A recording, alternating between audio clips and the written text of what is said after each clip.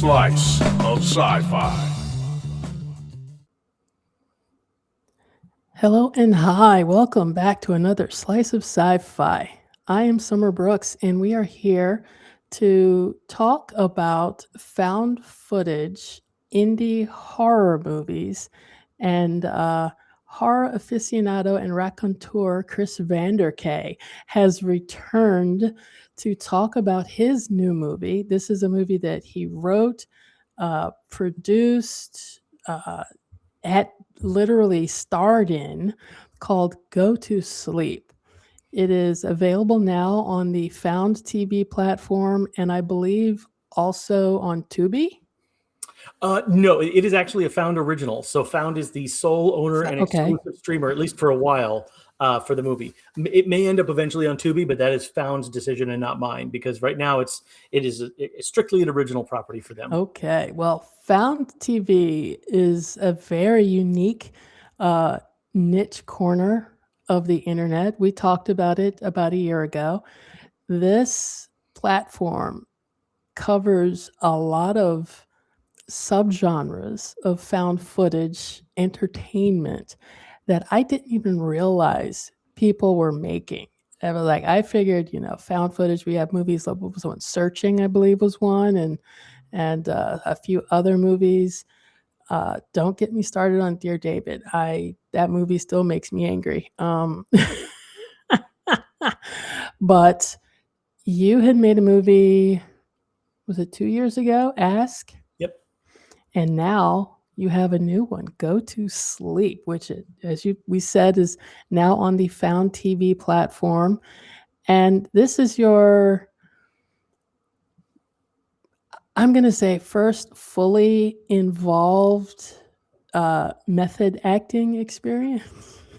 Yeah. Well, I mean, definitely. I mean, obviously, I acted in Ask, but that was I was also the director and the writer and the everything else on that movie, because it was a $250 movie. So you just do all the roles because you can't afford to do anything else. But in this case, yeah, this is the first time I worked with another director. It's a friend of mine named Steven Espinoza. So he was in charge of the technical aspects of the filmmaking, which meant that I was responsible solely for just being I wrote it too, but solely for being the primary performer in it. So, yeah. Well, before we get into the performance, talk about writing this story, writing this movie. Where did this story spring from? And what made you decide to film it in sort of a, hey, social media, I'm having this issue, can you help? Yeah, well, so both of those, I can credit both of those elements of the origin of the story and the idea of it being in chapters to Stephen, because the initial concept itself, the kernel of where this was born from, came from Stephen, who he actually, if you've seen Ask, you already know Stephen. He is the police forensic tech that's at the very beginning and very end of the movie. The book. Okay, yeah. He has a tiny part. He hates acting. He did it for me as a favor, and he will never do it again. But he did that as a favor, and he did he edited the special effects sequence towards the end of Ask. So, but he and I have been friends for about a decade. And then he just basically reached out to me one day and said, hey, I got an idea for a project. I was thinking about a series of YouTube videos about somebody who is filming their spouse because they're sleepwalking. And, my instinct is always to be like, let's not make it a bunch of shorts. Let's make it a feature, because that's how my brain works, because I, was born before YouTube. So I like feature films. And then the other thing was, I was like, what if instead of someone filming their spouse that's sleepwalking, because that means we have to find two talented actors, what if we bring it down to one person who's sleepwalking and is trying to figure out what's going on with themselves? And so, but we kept the idea of the individual entries, because I really liked the framing of that. And then obviously the central kernel of the idea, which is the sleepwalking and something weird happening during the sleepwalking. And the reason I liked the chapter that he came up with, the idea of the chapters that he came up with, is I liked the idea of, we sort of interestingly, I think, divided up the two elements of film, which is dialogue and action. And we literally split them into pieces. First part is all action and no speaking, and the next part is speaking and very little action. And it sort of goes back and forth between the diary entry talking about what was seen in the video and then the sleepwalking video. And I really liked the juxtaposition of that, because most people use both in in movies. And so we did too, but I like the idea of like, well, is a scene more effective when you can have it all play visually with no dialogue, and then stuff that's sort of more like stage play, like delivered straight to camera, monologue style stuff. So I thought that was an interesting challenge acting wise, and also a fun structure for the story. Well, it works for this story. It takes a minute to figure out that our unnamed character, who we should call, just since it's a YouTube thing, we should call him Marcus Chen. He's sort of spilling his heart and his soul about how his life has fallen apart and how he's accidentally discovered that he has begun sleepwalking because the place he's renting in while his marriage falls apart, his separation is being finalized, has security cameras, and he watches them and goes, what the hell am I doing? And literally the spiral that our intrepid hero goes through emotionally and mentally as he's trying to figure out, first it's normal. Okay, I'm sleepwalking. Okay, why am I sleepwalking? Okay, how do I find out why I'm sleepwalking? And oh, holy God, what am I doing while I'm sleepwalking? Yeah. And that spiral is so compelling, especially when he starts to wear the camera on his head to film what he sees, because he keeps going out of range of the cameras around the house. And that's where it slides into what the absolute hell is going on territory. And you can't stop watching. I did, close my eyes with the little knife trick, which we are not going to spoil, because that was like, oh dear God, did he really do that? And The one thing I will say is a little bit of spoiler. Yes, I did do that. It is practical. I will not explain any further because I don't want to give it away. But I'll tell you off recording how that happened. Okay, I have an idea how some of that was done, but I figure that was a very healthy squib blood pack.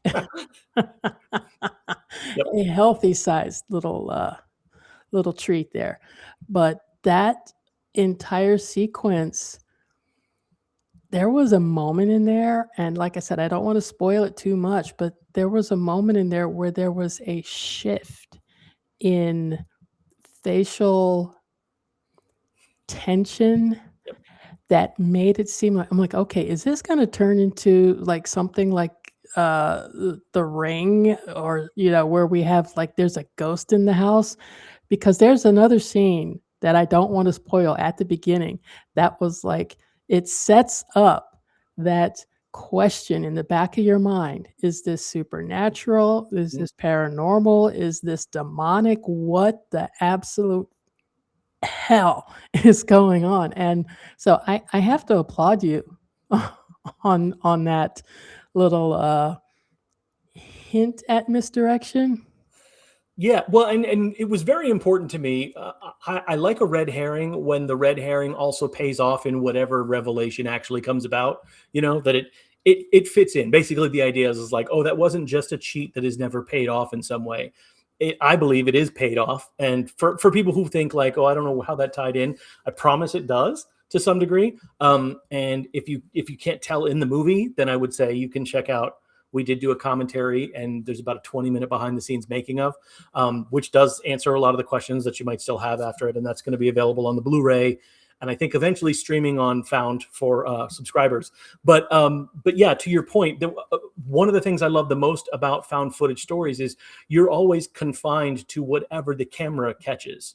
And so that actually allows you to build interesting mysteries by framing, sometimes just out of frame or just before or after they start recording, to build some sense of mystery of the numerous possibilities for what could be going on here, and then whatever the ultimate revelation is that helps the audience understand. So I've always liked that idea that even in the midst of it being maybe a horror or a science fiction or a thriller, there's also some element of the slowly building mystery that little pieces hints are getting dropped to you all along. Well, I like explaining found footage as because you hear a lot of people say that they do not enjoy reading books that are told first person. Mhm. I'm like, found footage is like 98.9% first person. So that people have taken that style of storytelling and adapted it to a medium where more people appreciate it and get pulled in. But I'm gonna beg to differ with you on things coming together at the end because I have questions. Oh, So maybe well, the commentary, maybe the behind the scenes will resolve that, but I don't think that ending uh, resolved the conflict as cleanly as you think it. At least not for me.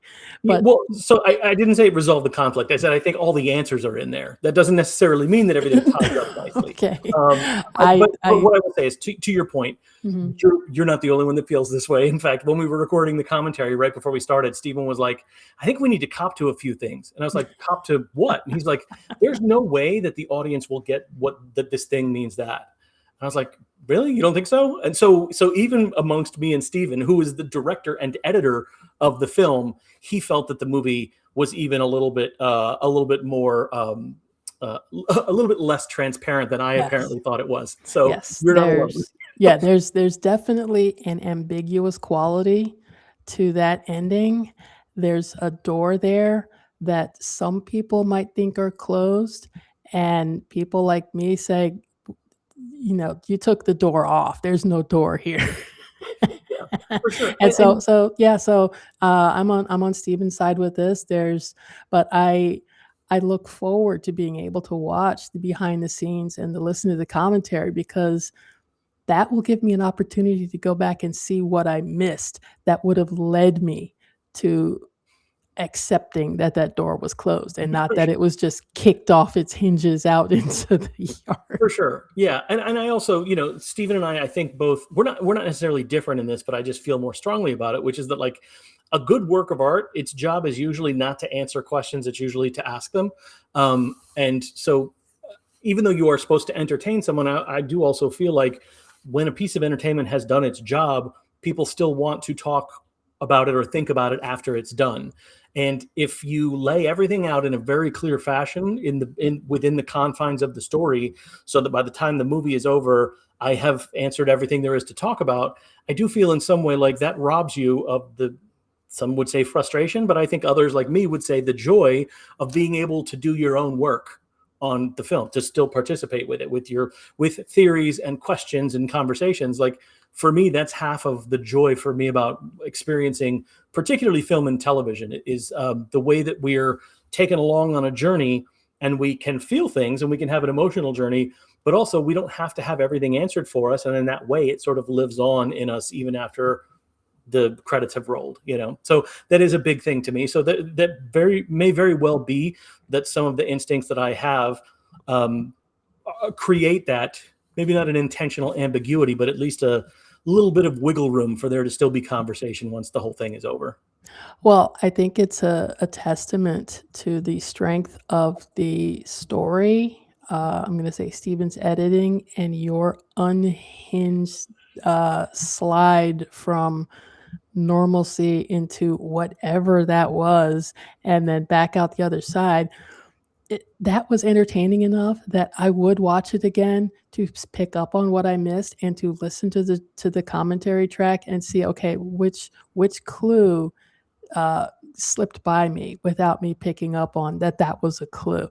So, the fact that I would want to watch this again is a testament to Yeah, what you guys have done. I was going to say So, I'll take that as a win. And just because you mentioned it, I do want to say all the credit in the world to Steven. While I did have a challenging job in doing this performance over 32 hours, that's how long we had for a shoot. We showed up at the Airbnb 4 o'clock on Friday, and then we were packed up and leaving by midnight on Saturday. So, whatever that is, 32 hours. While that was challenging for me, my work was done at the end of that. Steven was the one that had to go back and sift through what sometimes were as many as 5 camera angles for a single scene. I've got one on my head, 2 on the wall, a 360-degree camera, something on the porch. And so him sort of going back and forensically piecing all of this stuff together was in itself like a Herculean feat. So hats off to him, because if I had to do that myself, I would still be editing and the movie may never have come out. So this was filmed over 32 hours. Yep. The whole I thought this was like a 2 or 3 day thing. Yeah, no, we had literally 2 nights. So actually all of the daytime stuff, anything that takes place in the sun, was shot from 8 o'clock in the morning Saturday until about 5:30, 6, whatever time the sun goes down in November in Florida. So everything that you see that's daytime conversation, the monologues, this part where I go outside and the stuff where I'm talking to my friend, all of that was done in a single about 8.5 hour day. And then all of the nighttime stuff was done Friday night, and then that piece of Saturday night before we left. So wow, that is absolutely crazy. You are certifiable, and golf clap for that, yeah, sir. and I will say, do not recommend for other filmmakers. This is not, but I was excited to try it because the first film we did, Ask, when I made Ask, we made it for less than $250, and that was the challenge for that one. Was like, can you make a feature film that's interesting and compelling and spend almost no money? This time around, we're still not rich, but we had a little bit more money. We could afford the equipment that we were using in the place. So my thought was, well, what's the challenge I'm going to issue myself this time? And that was the challenge, was like, let's compress the timeline.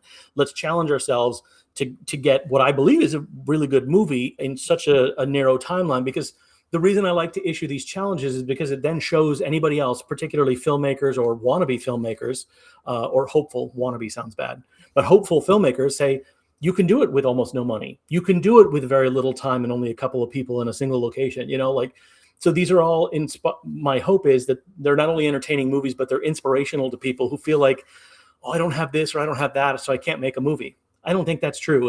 And here's my proof, Yeah, there are phones out there in people's pockets that are more powerful cameras than some indie filmmakers were using, like handhelds, like 20 years ago. It's crazy. Yeah. And in particular with found footage films, it's baked into the idea that it's okay that the films were shot that way. Like this phone I'm holding in my hand is the one that I used when I filmed Ask, whatever, 2.5 years ago when I shot it. This one, we obviously had more cameras because of the complexity of the story. But,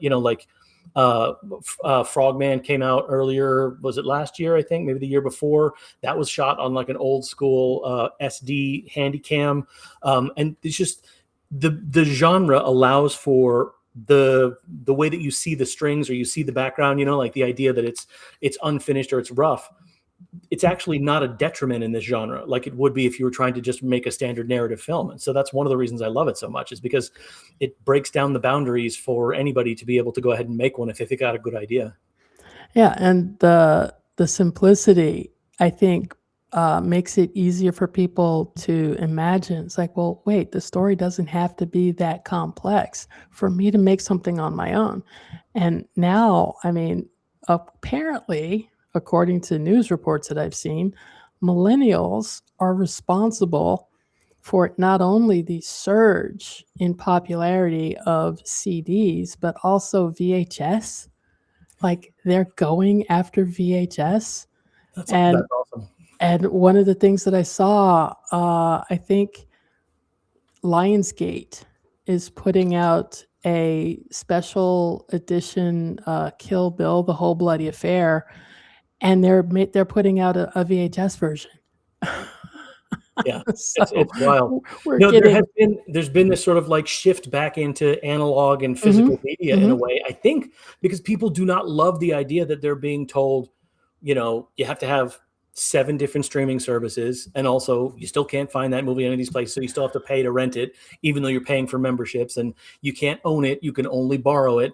So like this shift back to a tactile object you hold in your hand that belongs to you is something that I think millennials and younger, that's not really been something that's been a reality for most of their life. And so I think that idea now has circled around from being arcane to being really unique and interesting and original, Yeah, I am surprised by the resurgence of VHS, but I'm here for it, because if it puts out a cheaper cassette deck because I haven't owned a cassette deck in forever, and Lionsgate again threw me a curveball. The movie The Conversation, Hmm. 1968 with Gene Hackman.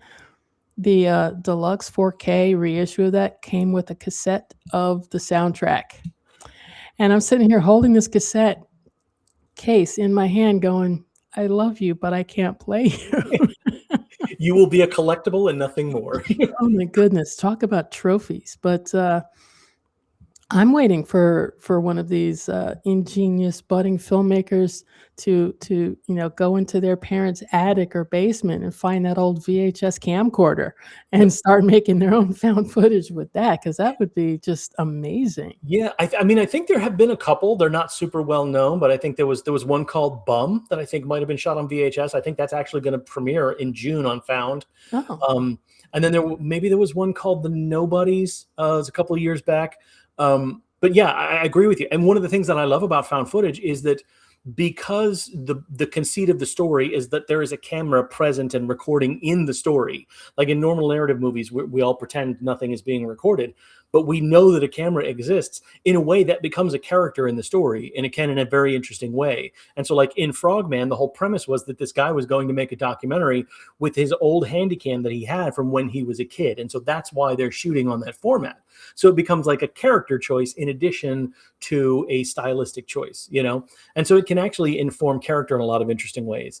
And found footage does that in a ton of different ways, like Screen Life movies, or, everything takes place on the desktop of a computer, or, there was a whole movie that I can't remember what it's called now off the top of my head, but the whole thing was shot on a 360 camera. And there was a film several years back called, I think, Siege on Market Street or something like that. It's Real Time Siege on Market Street. And it was a DVD, and it's never been released in any other format, because the premise was it was like a crime caper that took place at this place that was being robbed, but it was all shot only on security cameras. And on the DVD, you get to choose which camera you're watching the story from. So it's wow. fully interactive, right? So there's no way to reproduce that in another format other than the way that they sold it originally. So that's a very cool piece of like arcane technology now that we can't really utilize in the way that it was intended. But yeah, that's one of the things I love about found footage is it doesn't just embrace the style, but it folds the style into the actual storytelling itself. Is it common to have the camera be an unreliable narrator, turn out to be an unreliable narrator?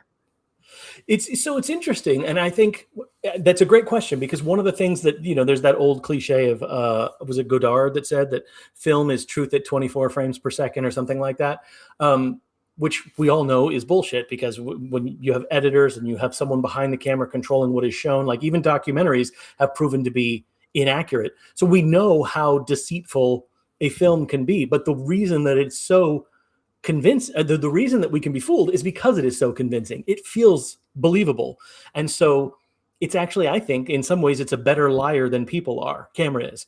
But it can also, in some ways, be the only one telling the truth, right? A hidden camera can tell you things about characters that characters won't tell each other. So there's that aspect of it as well. And then I think the idea of the camera as witness is really interesting. Like the only survivor in the Blair Witch Project is actually the camera. The camera is the final girl, So there's so many different ways in which you can decide what the role and the outcome of the camera is and how it affects other people in very interesting ways. So it's not only an unreliable narrator, it's sometimes the only truth teller, and it's often the only survivor. So there's a lot of really fascinating different roles that it can play within a found footage film.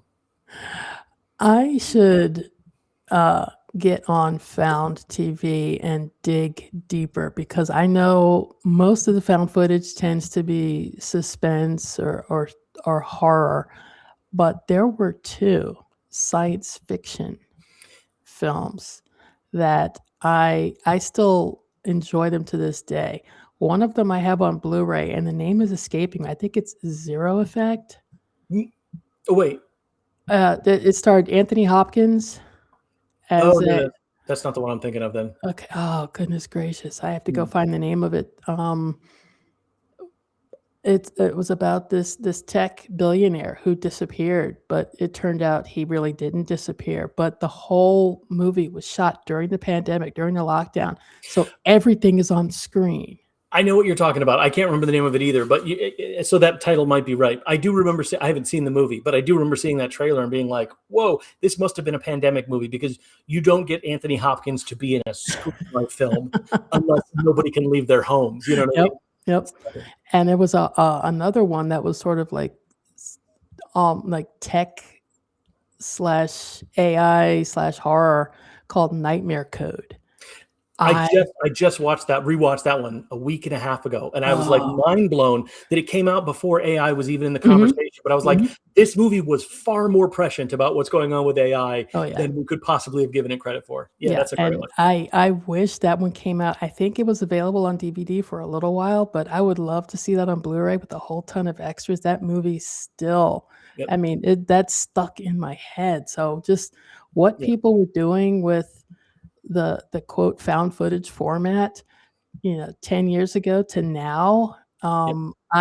I look forward to seeing how creatively inventive people get going forward. Yeah.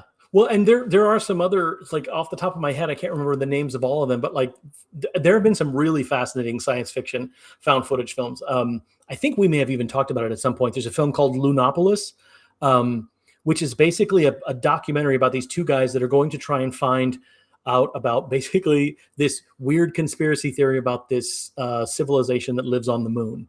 And that the whole premise of that is them looking into this, and then it becomes this massive government conspiracy, and it becomes connected to other like sort of crackpot theories that you hear on the internet and things like that, and it becomes almost like this, like I don't even know what you call it, like a Rosetta Stone to explain all kinds of crazy conspiracy theories and how they connect together. But that one dives heavily into some fascinating sci-fi stuff. There's a film called, I want to say it was like, was it 7 minutes later or 11 minutes later or something like that? The whole film is shot from the perspective of a camera that was recording a wedding. And there's a guy traveling back in time. He can only Yes, travel back in yes. 11-minute chunks. Yeah, Yeah. well, yeah, 11 minutes ago, I believe Yeah, is the that's name what of it is. it, and I wish I could find that on DVD because that was such a fun film. Yeah, and another one similar to Us, they shot that entire thing in a single day. They shot it in 11-minute sequences, and they had all the actors show up. It was basically done kind of like a stage play, but just in chunks. They didn't. There was no cutaways. It was like each segment was done in one interrupted take for the most part.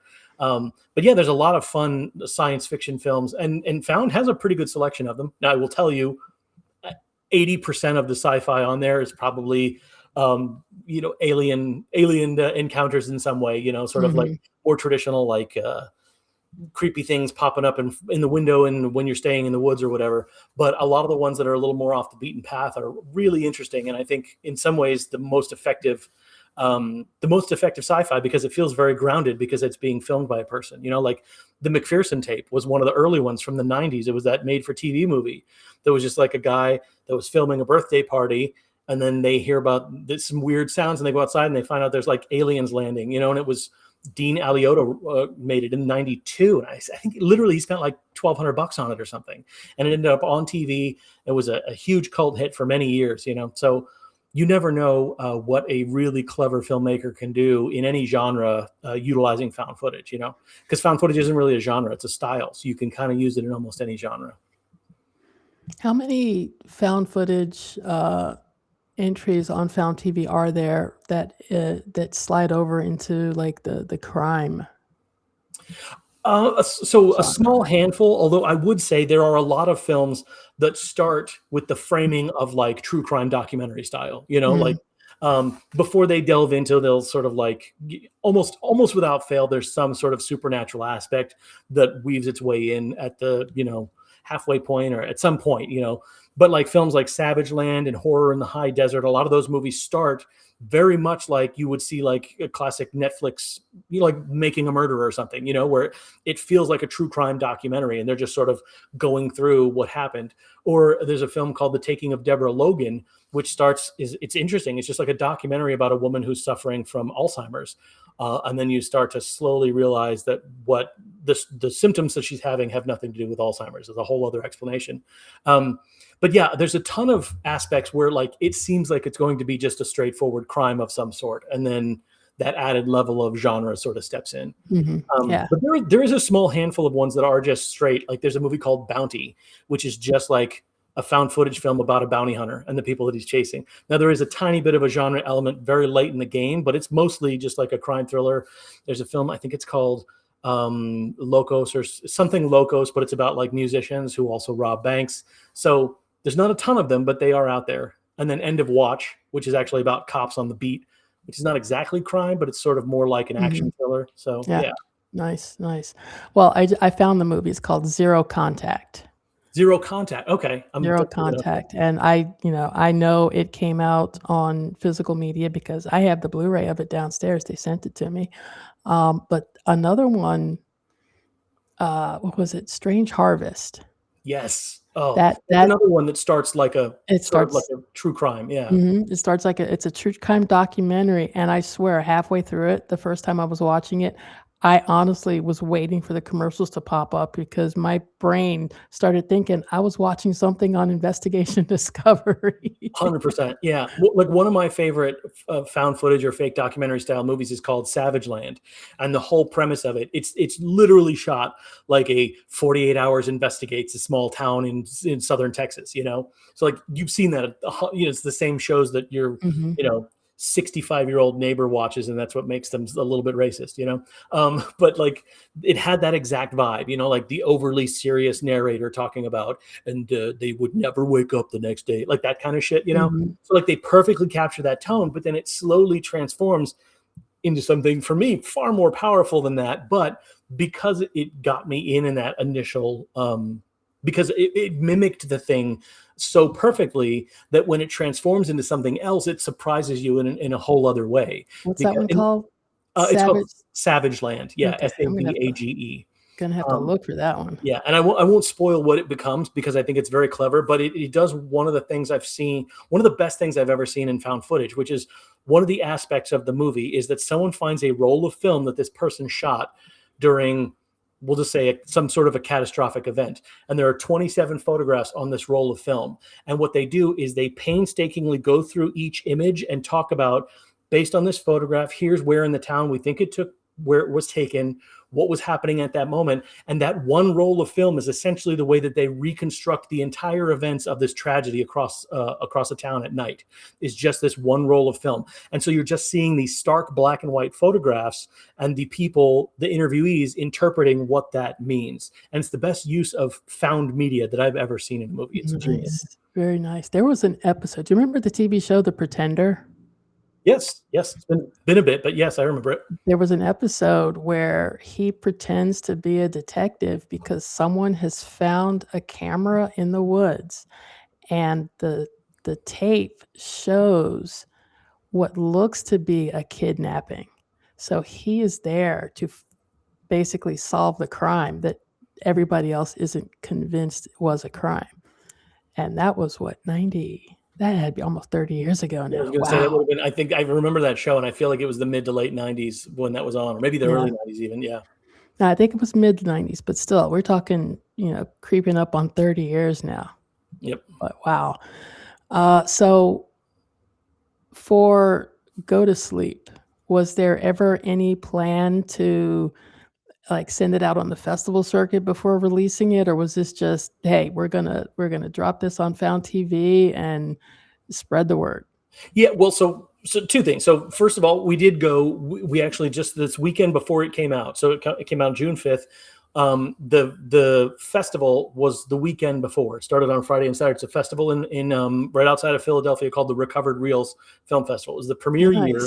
And it's found footage specific festival. So it did premiere there, that one and another film that I worked on with a friend. They both premiered there. So 1 week before it came out on Found, it premiered at the festival. But this was an interesting process with this movie in particular. Oftentimes what happens is you make an independent film.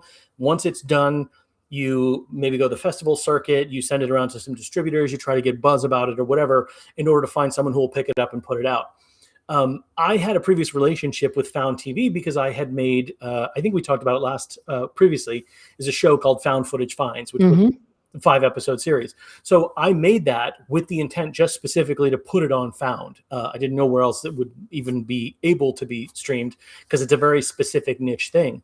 But they really liked the idea, and I think they respected the hustle because basically it was a 5-episode TV show I made entirely myself. There was nobody else involved except for directors shooting footage of themselves answering a few questions. So I made those 5 episodes, and so I had kept in contact with them, and I had heard that they were starting to do Found originals, because most of what's on Found is films that are, other filmmakers have made them, they put them on there, and they just sort of do revenue sharing. But they, like Shudder, had started to get into the arena of wanting to acquire or produce their own original content for Found. And by the way, I think Shudder is a good comparison, because I feel like Found is basically going to be the Shudder of found footage. Like, they're growing very quick. They got a really good reputation in the marketplace. Yeah. So I reached out to them because we had basically just started shooting. Well, not started shooting. We finished, because we didn't shoot for very long, but we had finished shooting. We hadn't started editing. And then Steven was like, he was just sort of like inundated with all this footage and was like slowly going through it. And that's when I heard about the Found originals. So I reached out to Louis and I said, hey, what's the story with that? And he told me the setup, which is basically, we're producing our own ones in-house, but we're also looking to acquire, meaning we'll buy it outright from you. And then it will be a Found original movie. And, it will stream here, and for a while, at least, solely here. And then if we decide we want to take it someplace else, in Tubi or something like that, it'll stream there as well. But we're going to do a physical release on Blu-ray, which they have. You can pre-order it now. And so he said, why are you working on something? So I told him about the project, and he said, this sounds exactly like the kind of stuff we're looking for. And so, so we sold it directly to them. And the only caveat was like, can we wait until after the Recovered Reels Film Fest so that we can have the world premiere on the big screen? And then, a week later it comes out on streaming. And he thought that was a great idea. So nice. So you said the Recovered Reels Film Festival, this is its first year? Yep. It was the inaugural year. Yep. How did that go? It was a lot of fun. So what it reminded me of is, if you've ever been to a punk rock show, it had that kind of a vibe, which is what I mean by that is there's a lot of festivals where it feels very much like the only reason that you have gone is because you're hoping to get some sort of attention from a very specific group of people who are funders or distributors or whatever. And so it just becomes like a back patting and handshaking kind of an event. This was an event that was much more just for found footage fans primarily. Those were the people that were in attendance. A lot of the filmmakers came, literally drove from out of state. I was in Florida and I went all the way up to Philadelphia. And a lot of other people traveled from, New York and Jersey and stuff like that, because everybody there was just a fan of found footage. It's so rare you find a festival that will put any found footage movie in their lineup, let alone the entire lineup being found footage. So it really attracted a very loyal fan base, because I don't know, people who don't watch found footage, if they don't know about it, but there's a huge audience for found footage fans. There's a big loyal audience. There's I want to say almost 700,000 members of a Facebook group about found footage films. So there's like a huge growing audience for found footage movies. And a lot of them showed up for this fest. So it was really cool. I like the vibe of, like, most everybody that I met was either other filmmakers or fans. There wasn't really like industry people there. And honestly, in this case, it didn't matter to me because the movie was already sold. This is what I was looking for. So I definitely got it. Nice. That sounds like a fun film festival to keep my eye on for the future, because like I said, I'm a huge fan of Shudder, and it's very niche. It's extremely niche. And I believe, who was it? They team up with AMC and RLJE, and they said, yeah, we have this little corner of the sandbox, and we know it's a very, very, very specialized corner. But the people who keep coming back to this corner are loyal. Yep. And very fierce in what they like. And if they don't like something, they do not hold back from telling you. So it's not bad to focus on one genre or one subgenre. So I hope Found is able to do that with an even smaller niche, because like I said, I have seen a lot of found footage stories, science fiction and horror and suspense, that are compelling and entertaining. And now to find, there's another corner of the internet where it can call, home. Yep. is great, because now I can just go to one place. I don't have to search everywhere looking for something. And I'm glad you said that too, because I always tout this because I think it's a big deal. People don't know this. It used to be if you wanted to see found footage movies, you went to Tubi, and they had a huge selection, and they still have a pretty good selection. But it is official now. Found is the streaming site that has the largest number of found footage films to be streamed in a single platform. Nice. So they have the record. They have now beaten out Tubi for the number of titles. So if you're looking for a place that has the most found footage movies to sift through, you're not going to beat Found. They're the primo home for it. And Wow, now there's one more with Go to Sleep. that's some dedication to one's niche, because Tubi, you can deep dive in specific genres on Tubi for days. I mean, Yeah. they find footage. I'm like, I haven't heard of that movie since the 70s. What in the world are they doing? Yeah. Well, and TV shows too, because Yeah. I mean, because of their model, because of the way they work. Like if Netflix wants to put something on there, there's no ad revenue sharing, so they just got to pay a lump sum to put it on there. And like, do we want to put Emergency ! The TV series on Netflix? Is it worth paying? Well, on Tubi, they don't really pay. They split the profit with the owner of the rights. So it's much easier, much lower threshold to get stuff on Tubi than it is other places. So that's why there's a ton of great stuff there. And I think there's a similar model with found and found footage movies, because usually there aren't as many. There's sometimes, but not as many distributors and producers that want a cut of the pie. When you're making a movie that costs $500, the likelihood is you own the rights to it, so you can decide where to stream it. So it's not easier, but there are less boundaries for a found footage filmmaker to be able to get his movie on found than there would be for any place else. Well, hopefully Go to Sleep will inspire some other filmmakers to take their ideas off the shelf and actually get them done, because there's a home for them now. There's a lower bar to getting more eyes on that finished project now than there were a few years ago. And hopefully this brings some very, very creative storytelling to the forefront. Absolutely. That's 100% my hope. And in fact, I would tell anybody who, even if that sounds interesting to them, I would say, go to the Found TV website. There's literally a section where you click to see how you submit, and it tells you right there. Very easy to do. So you can even go and look for yourself and be like, oh yeah, look at this. Look how easy it is. All I have to do is go make a thing. Now I know all I have to do is go make a thing sounds simpler than it is, but with found footage, it is simpler than doing it any other way, so there is a possibility. Yeah, and with technology where it is today, it's easier to get that thing made than it was, 5, even 10 years ago. So Yeah. let's hope that Go to Sleep is the first rung in a ladder of more people trying this out. And I hope this catapults you to your next project. This was, like I said, this was a lot of fun. Well, thank you. I appreciate it. It means a lot to me because it was the first project I think that I've acted in that didn't originate from an idea of mine. It was Steven's idea.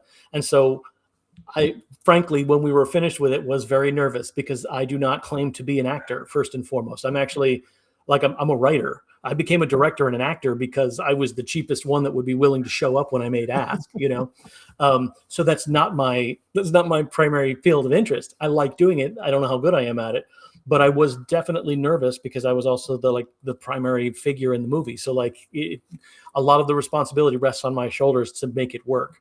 So it means a lot to me for you to say that because, when you're the dude on camera, Steven can still walk around in public if we put out a garbage movie, but my face is all over it. So, Well, I will say again, you did a wonderful job at showcasing the mental decline, the spiral. I don't think people realize, sleepwalking disrupts your sleep. So you're not rested when you wake up for real. You're still a little on edge. And from personal experience, I know sleep deprivation can lead to psychotic breaks or close to. Yeah. And you showed that mental and slightly more emotional decline very, very believably. You started to feel for poor old Marcus here, and Yeah, he's not having a good week. Yeah, for sure. And one of my goals was to try and treat some of that stuff as seriously as you can in a found footage film. Like the stuff he's going through. He's going through a breakup. He talks about literally talks about suicidal ideation and self harm and stuff like that. He gets into some like heavy shit that's going on internally with him. And I knew it was going to be a challenge because, like I said, I'm not primarily an actor, and I've got 32 hours to pull this thing off. But in some ways, that pressure to get it done, the anxiety and the energy that comes with that, I think came through in the performance in some ways. So that was in some ways a help to me. But yeah, it was important to me to get those things right.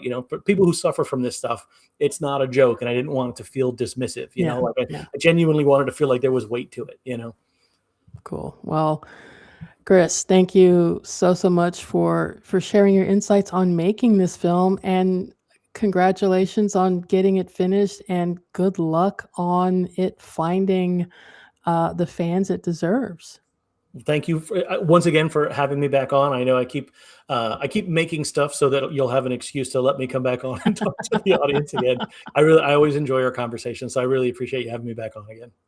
Great. And the movie can be found right now over at Found TV. You can search that out on various different whatever search engine you trust these days. And where can folks find you online? See what keep track of what you're doing next. Yeah, well, probably I'm on Instagram, Facebook, and Blue Sky are most of the places I tend to haunt. And you can just look me up by my name, Chris Vander Kaay. There's not many of them in the world.